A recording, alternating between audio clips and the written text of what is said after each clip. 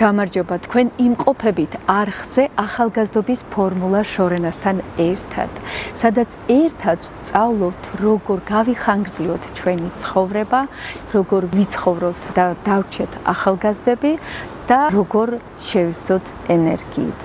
თუ ეს თემა თქვენთვის ახლოს არის, მაშინ გამომყევით, გამოიწერეთ ჩემი გვერდი და არ დაგავიწყდეთ ზარი.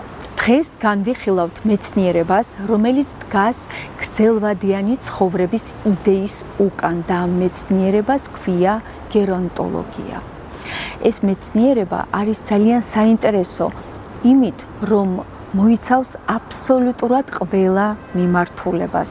გერონტოლოგია მოიცავს ბიოლოგიას, სოციოლოგიას, ფსიქოლოგიას, მედიცინას. ის სწავლობს არა მხოლოდ ადამიანის ცხოვრების ხარისხს, რა მეთოდები არსებობს იმისათვის, რომ გავიხანგრძლივოთ ჩვენი ცხოვრება. მაშა სადამე გერონტოლოგია.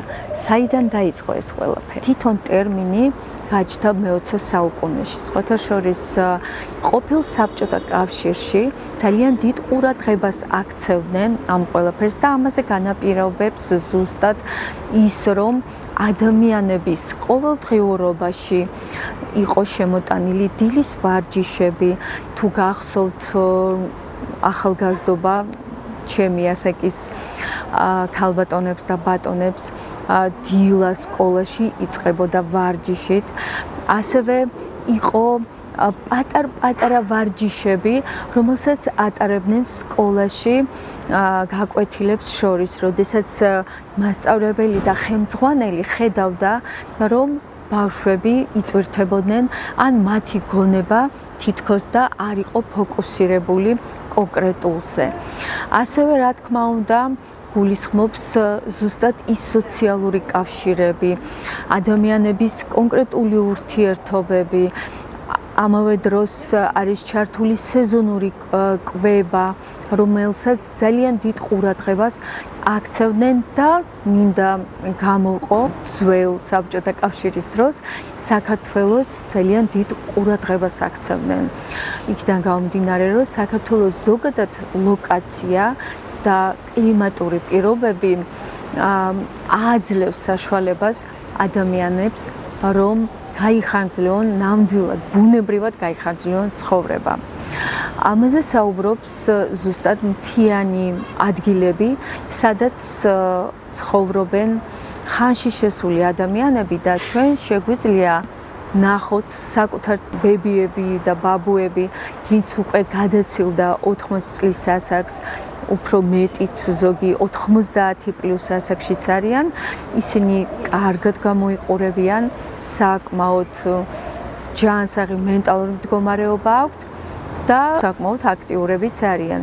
რატომ ხდება ეს ყველაფერი? ვინაიდან ესეთი ადამიანები ცხოვრობენ ასეთ რეგიონებში, სადაც ზუსტად კლიმატური პირობები და მათი ყოველდღიურობა აძლევთ იმის საშუალებას, რომ უფრო დიდხანს იცხოვრონ, ვიდრე ის ბებია-ბაბუები, ვინც ცხოვრობენ ქალაქში, ვინაიდან არ ჭირდებათ ბევრი მოძრაობა და ჩვენი არასწორი აზროვნებით ვზღუდავთ ჩვენ ხანში შესულ ადამიანებს, ვინც ცხოვრობს ჩვენს გარშემო, როდესაც ვუგრძალავთ მათ რაღაც მოქმედების შესრულებას.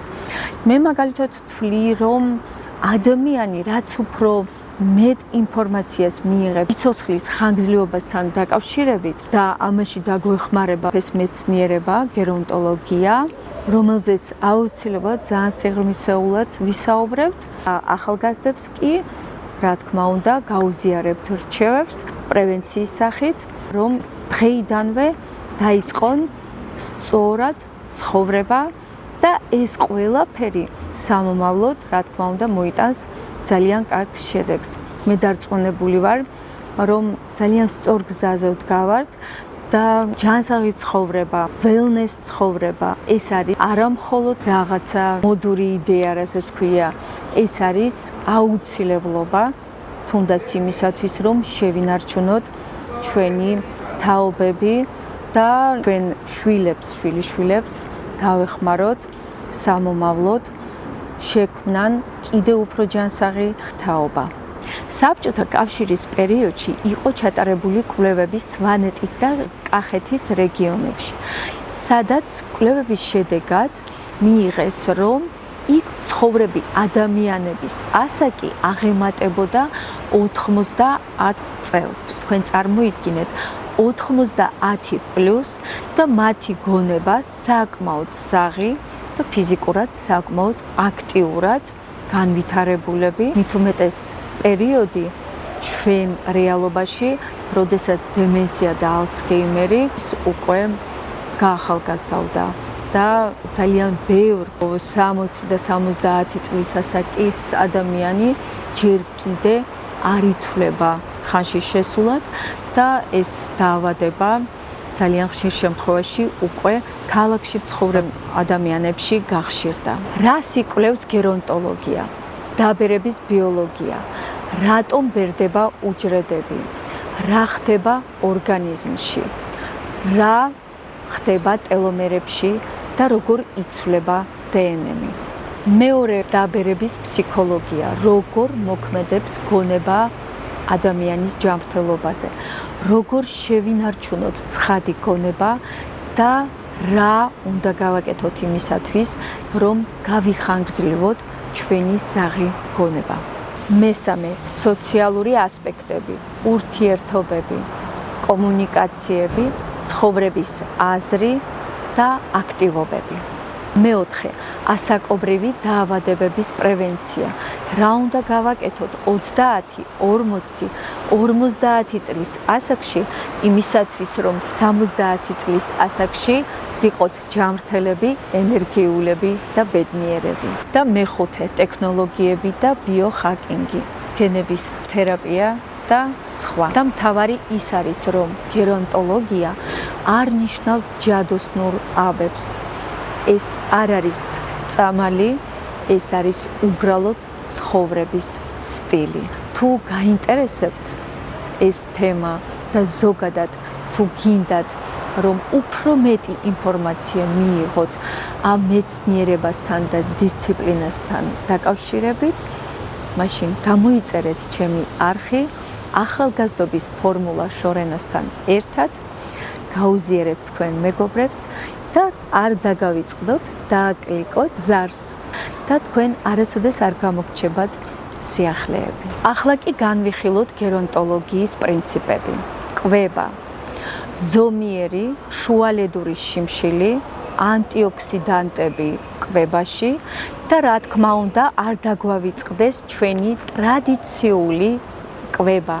ეს არის მაწონი, რომელიც ძალიან მნიშვნელოვანია კუჭნაწლავისთვის, თხილი და ბოსტნეული, ასევე ყურძენი და ხილი სეზონური, მხოლოდ სეზონური ხილი.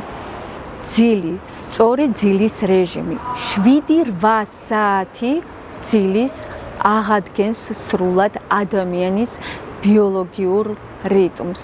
ამიტომ აუცილებელია, რომ ამაზე გამახვილოთ ყურადღება. ასევე სიბნელეში და სიწყნარეში ყოფნა. ხანდახან აუცილებელია უბრალოდ იყოთ სიჩუმეში და ჩააბნელოთ ოთახი, სადაც თქვენ იმყოფებით. მეცნიერულად დამტკიცებულია, როდესაც თქვენ იმყოფებით ოთახში, ბნელ ოთახში და სიჩუმეში, მელატონინის გამოყოფა ხდება უფრო აქტიურად და თქვენ უფრო სწრაფად შეგიძლიათ დაიბრუნოთ ძილი და თქვენი ძილის ხარისხი იქნება უფრო მაღალი. და კიდევ ერთი პუნქტი, კომუნიკაცია. ეს გულისხმობს ჩვენ ტრადიციულ ოჯახურ ურთიერთობებს. ნუ დაგვავიწყდება ჩვენი ქართული ტრადიციები. ეს ყველაფერი არის ჩაკოდილი ჩვენ ცხოვრებაში, ჩვენ ცხოვრების წესში.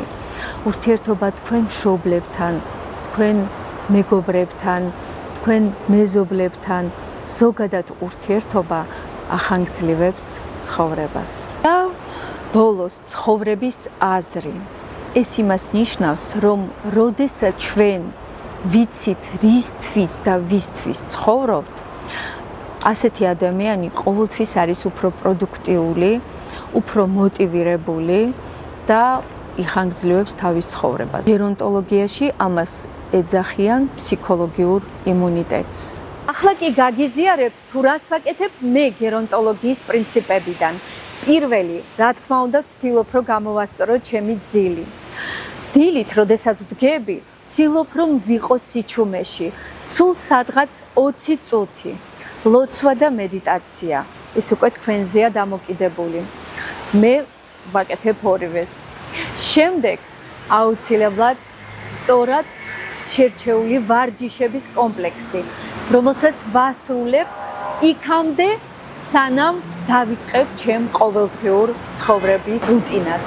20 წუთი. ეს არის სხეული და აუცილებლად სახე. შემდეგ კვება. ვცდილობ რომ შევარჩიო ის პროდუქტები ჩემი სხეულისთვის, რომელიც მანიჭებს სიამოვნებას. შემდეგი პუნქტი არის ადამიანებთან ურთიერთობა. მე მყავს ისეთი წრე და ისეთი სამეგობრო, რომელიც მანიჭებს მხოლოდ სიამოვნებას. და რა თქმა უნდა, ეს არის მიზნები.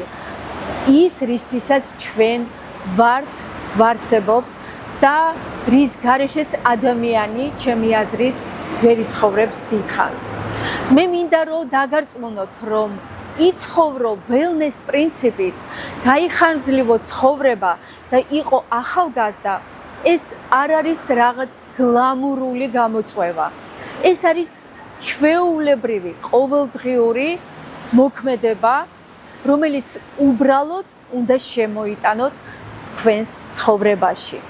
ასევე კონკრეტულად ქართული ტრადიციული გერონტოლოგიის პრინციპები. რომ ჩაუღრმავდეთ ჩვენ ისტორიას, დაინახავთ, რომ ქართული ტრადიცია არის ამ პრინციპებით დალაგებული. თქვენ შეგიძლიათ გამოიყენოთ ასევე ბუნებრივი რესურსები. თითქმის ყოველ მეხუთე ქართველს აქვს სოფელი, სადაც შეუძლია მიიღოს მონაწილეობა და დაეხმაროს თავის წინაპრებს და იმუშაოს მიწასთან. აბსოლუტურად ყველანაირი პირობა აქვს ქართულ ადამიანს იმისათვის, რომ იცხოვროს ველნეს პრინციპით. გამოიწერეთ ჩემი გვერდი ახალგაზრდობის ფორმულა შორენასთან ერთად. მეტი ინფორმაციისთვის და კომუნიკაციისთვის დაწერეთ ვიდეოს ქვემოთ თუ რას აკეთებთ თქვენ გერონტოლოგიის პრინციპებიდან. თუ არ აკეთებთ, რის გაკეთებას აპირებთ. მადლობა, თუ თქვენ მოგეწონათ ეს ინფორმაცია, გამოიწერეთ ჩემი გვერდი.